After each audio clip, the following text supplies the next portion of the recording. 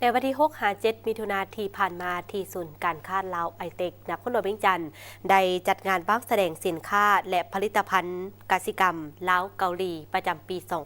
2025 เพื่อเป็นการเฉลิมฉลองสายพัวพันธ์การทูตระหว่างสาธารณรัฐประชาธิปไตยประชาชนลาวและสาธารณรัฐเกาหลีครบรอบ 30 ปี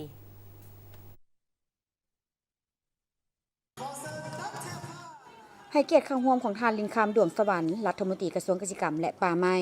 มีทานจองยองซูเอกอัครราชทูตสาธารณรัฐเกาหลีประจำลาวทานซุงซูโอผู้อำนวยการกอยก้าประจำสาธารณรัฐประชาธิปไตยประชาชนลาวและภาคส่วนที่เกี่ยวข้อง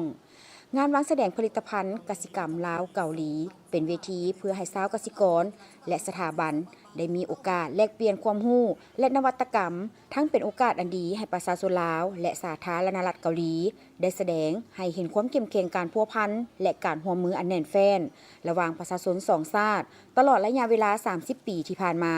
โดยเน้นใส่การพัฒนาชนบทการสร้างความเข้มแข็งของชุมชนการสร้างรายรับของชาวกสิกรการเชื่อมโยงธุรกิจระหว่างวิสาหกิจกสิกรรมของลาวและสาธารณรัฐเกาหลีภายในงานได้นำเอาผลิตภัณฑ์กสิกรรมจากโครงการสร้างแผนปฏิบัติสร้างรายรับชนบทในขงเขตภาคเหนือและภาคกลางของลาวแต่ปี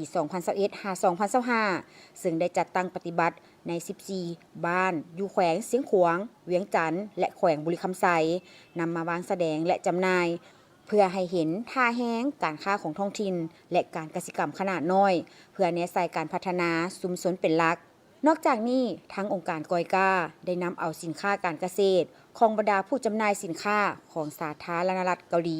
จำนวน 11 ห้านมาวางแสดงอยู่ในงานซึ่งได้นำเอาอาหารเสริมเพื่อสุขภาพเครื่องดื่มและอาหารวางมาวางแสดงและจำหน่ายภายในงานตื่มอีก